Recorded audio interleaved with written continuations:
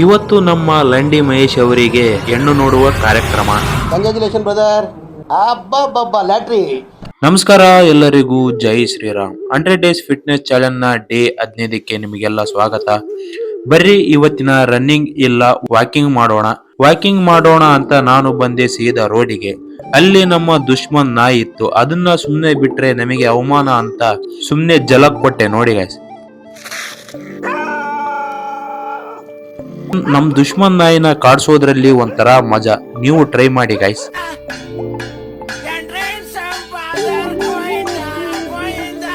ಜೈ ಮಕ್ಕಳಮ್ಮ ಅಂತ ನಾನು walking start ಮಾಡಿದೆ. ಇವತ್ತು ಏನ್ ಗೋಲಪ್ಪ ಅಂದ್ರೆ 8,000 ಸ್ಟೆಪ್ ನ ಇವತ್ತು ಕಂಪ್ಲೀಟ್ ಮಾಡಬೇಕು.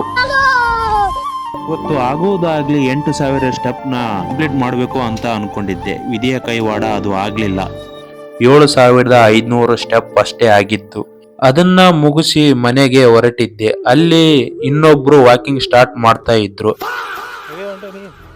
ಬೆಳಗ್ಗೆನೆ ಬೇಗನೆ ಎದ್ದು ನೀರು ಕುಡ್ಕೊಂಡು ವಾಕಿಂಗ್ ಸ್ಟಾರ್ಟ್ ಮಾಡಿದ್ರೆ ಇವರು ಎಣ್ಣೆ ಕುಡ್ಕೊಂಡು ವಾಕಿಂಗ್ ಸ್ಟಾರ್ಟ್ ಮಾಡ್ತಾವ್ರೆ. ಮೀಟರ್ ಬೇಕು, ಮೀಟರ್. ಯಾಕಂದ್ರೆ ಜನ ಚೇಂಜ್ ಕೇಳ್ತಾ ಇದಾರಲ್ಲ ಸರ್. ಮನೆಗೆ ಬಂದು ಜಳಕ ಮಾಡಿ ನಾವು ಹೊರಟ್ವಿ ಸೀದಾ ತಾತನ ಮಠಕ್ಕೆ ಹೋಗಿ ಒಂದು ನಮಸ್ಕಾರ ಹಾಕೊಂಡು ಬರ್ತಾ ಇದ್ದ ನಮ್ಮ ಹುಡುಗ ಸಿಕ್ಕ. ಇವನು 2 ಹೂವಿನಾರ ತಗೊಂಡು 2 ತಿಂಗಳಾಯ್ತು. ಅಮೌಂಟ್ ಹಾಕಲೆ ಅಂದ್ರೆ ಮಕ್ಕಳೆಲ್ಲ ಮಾತಾಡ್ತಾವ.